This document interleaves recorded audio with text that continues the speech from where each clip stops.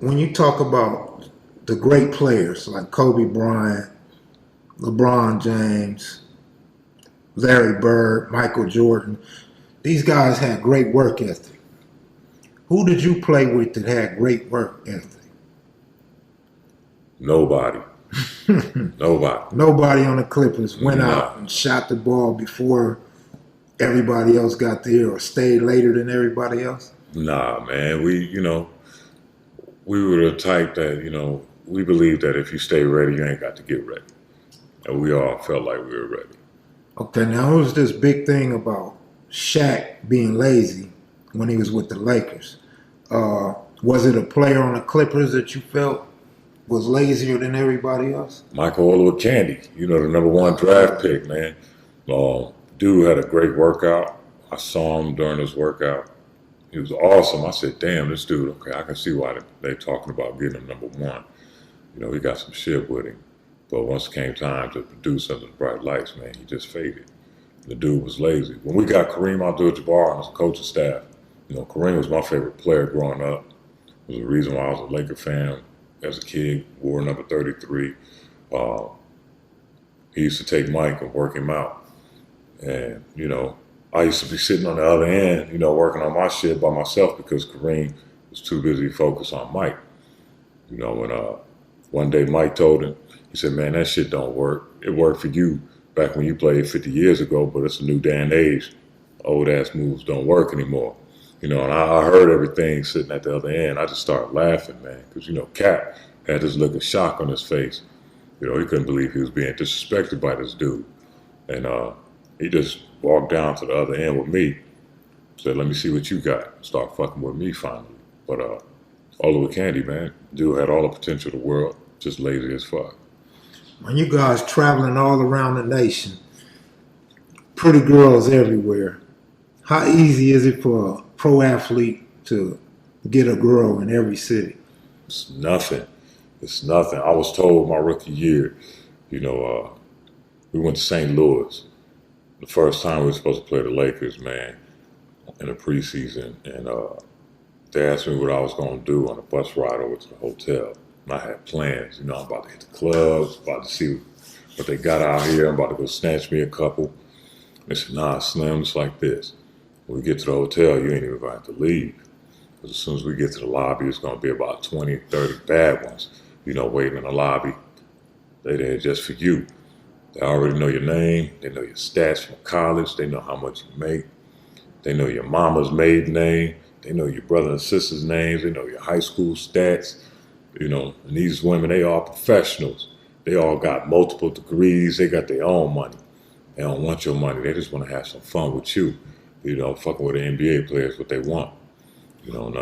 If they don't pick you downstairs, don't trip. When you get off the elevator after you get your room card, there's going to be a couple on the floor that you could choose from. That's exactly how it went down. When you said professionals, I was thinking call girls. Nah. So doctors, lawyers, professionals, women with degrees. So these women ain't really hoes. They just looking for that one player they like and want to get with, you think? Yeah, just have them. That's how they get their rocks off, man. Now, gambling. I love to gamble. In the sports books, everybody has conspiracy theories. I know for a fact NBA players gamble. Michael Jordan, for example. Charles Barkley, for example. Was there ever a point in time where you seen strange plays or the coach called a strange play that you may have thought somebody was gambling? Nah, not like that. Coaches, they moved to the beat of their own drum. Either the shit worked or it didn't. So you don't think no players? I'm not saying they did. I'm not saying they didn't. But do you think any players threw games during your career? Not that I saw. None of them been, brought up on charges over it yet. So, how about NBA referees? Your boy Tim Donaghue, man. We all get suspect calls, and I thought that it was only because of the name attached to the player that was getting the favor. But never did I think officials were really out there, blowing games for money until he got exposed. There's been a lot of strange calls by NFL referees and NBA referees, and it just really makes me wonder. Right, like that. Who was that? The Rams and the Saints Oh in the yeah, NFC Championship. That yes, pass interference. yes, Yeah, man. that That changed was. everything. Yeah, man. And you know my Steelers, man. Steeler Nation, by the way. You know, fuck the Cowgirls. How Take do my you? time to say that. You know, we got stiffed also in the end zone. You know, a phantom ass pass interference on Joe Hayden. You know that really affected the outcome of the season for us. You know, as far as giving a offensive, the offense another chance to get it in. But had the referees not blown that shit, never know, man. We could have taken out the Patriots.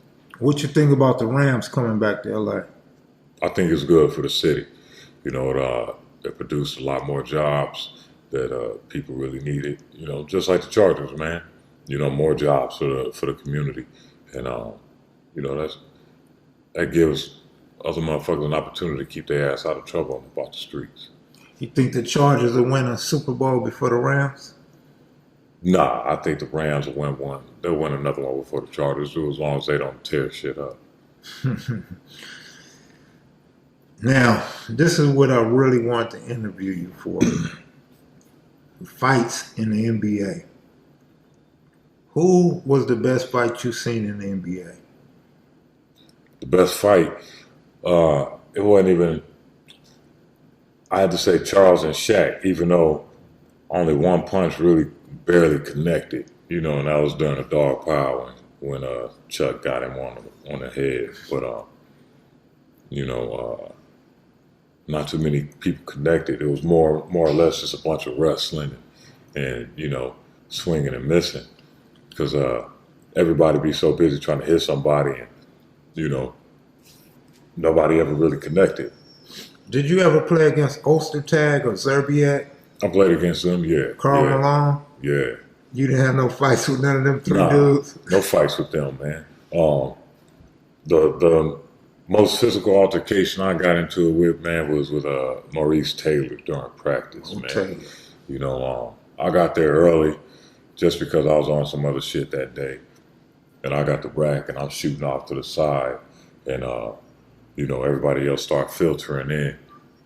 And, you know, you ain't going to hit every shot you take and ball's going to bounce around. And so he told me, you know, hey, man, all you need is one ball. And I ignored him. You know, I kept shooting the ball, boy, keep re-racking them for me, and I keep working on my shit. And another time, a ball rolled over by him, and he said, hey, I told you, you know, all you need is one motherfucking ball. Stop shooting all the motherfucking balls. And I told him I wasn't here to please him or anybody else, that I was there for me. Long story short, man, another ball must have bounced over there by him. He came up behind me, snatched me up by my jersey and started choking me. And, you know, so I turned around. I told him, let me go. He wouldn't let go. So I started choking his ass back. And then the team came, you know, after about 45 seconds of that shit, they came and separated us. I said, you know what, I'm tired of this bullshit. You know, I done gave y'all motherfuckers too many chances. I done told y'all too many motherfucking times. It's about time I show y'all. So I left. Went home. I came back, blue and oranged up, rags out, with my chopper hanging over my shoulders, walked into practice, you know, took the clip out, popped a few live rounds at him, you know, Mo Taylor, Olo Candy, Odom, you know, and because those were the three I was having issues with at the time. And Lamar said, what the fuck is this, son? What the fuck is this? I said, man, look, it's the last time I'm going to tell y'all, you know, fuck with me one more time, and the next one you catch, it's going to be live. You know, and I snatched the bullets back, man, wiped them off, put them back in the clip. And, you know, I told them, the only reason y'all able to get out here and have a good time in the streets is because I let you. You know, I make sure you have a pass. I said, my niggas always out here looking to get you niggas. So niggas is thirsty, niggas out here hard in the paint. And, you know, y'all out here flashing your ice and shit, being disrespectful to the people in the community. You know, niggas want you, but because of me, I'm keeping them off you so that you can have a good time. You know, but yeah, I never had another problem out of them after that. That didn't work like that with Gilbert Arenas. Nah, it didn't, man. Agent Zero, you know, Gil a cool dude, man. And he got into it with that little buster, Javaris Critton did, man. You know, dude wait until he finally get to the league to try to get involved in some shit he ain't know about. And you see where it got him. So you played with Odom, y'all was teammates? Yeah, man. You know, he was a wild boy back then. You know, we all knew it. But because he was such a high profile player, a lot of shit was overlooked. So, you know. Seemed like to me, you know, a lot of fans liked Odom. They loved Odom. They used to compare him to Scottie Pippen. To me, I never seen it, man. It's like he had the potential, but I never seen nothing more than the potential, man. Seemed like he could have been getting more boards and a few more points per game to me. He had a lot of playing time, man. So yeah, man, he was a special dude back then. You know, I would have compared him to Magic more than Scottie. really?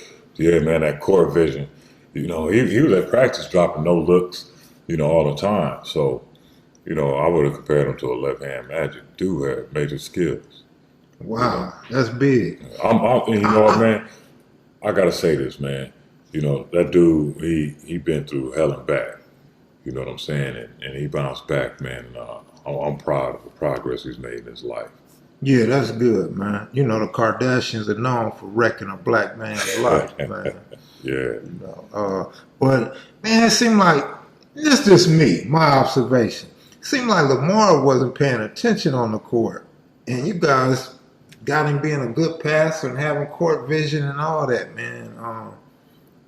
It's kind of strange to me. He seemed like he was an up and down player to me. Well, you know, that's what fucking with that shit'll do, man. You know, had on emotional highs and lows. 1 minute you locked in, the next minute you out in space. And then he had a lot of personal issues with deaths that he had to deal with. That may have been a part of it. Yeah. That, you know, death always plays a part in a person's psyche. Mm-hmm. So, the famous incident, Klaus, on the street. You remember that fight? Nah, man, I don't remember none of that shit. Boys, nah. Yeah, you gotta remember that. Yeah, I do. What happened? Tell me what happened. Where was y'all at? How did it start? We was at the gate up on what's that on we were just above Santa Monica and La Cienega. And, you know, I got into it with my baby mama at another spot and ran her up out of there. You know, me and one of the homies from Venice, we decided we were gonna shoot to Keyshawn Johnson's birthday party. Me and Keyshawn used to have the same agent, so I went through to show support for my boy. We pull up, my license suspended, so I couldn't drive my shit. So had another cat driving. And see my baby mama standing out in the line. I just ran her out this other spot 10 minutes before, you know, because my son 3 months old at the time. I'm trying to figure out what the hell she doing at the club, why she ain't at home with my son and, you know, his 2 older siblings. So I'm on her again, you know, verbally. Little dude from 60s walk up, and, you know, he decide he gonna take up for her because he don't like the way I'm talking to her, you know, and so he bang on me. I bang back, and his partners didn't like it, and you know, the rest is history. Motherfucker jumped up, I turned, somebody else said something, I turned to address them, and the dude jumped up and sucker punched me. And, you know, I fired on him and dropped him, and then everybody just converged on me after that, man. It was 20 dudes, man, and my partner from Venice, you know, he hopped out, and you know, he got rolled, and, you know, he got packed out too, right along with me.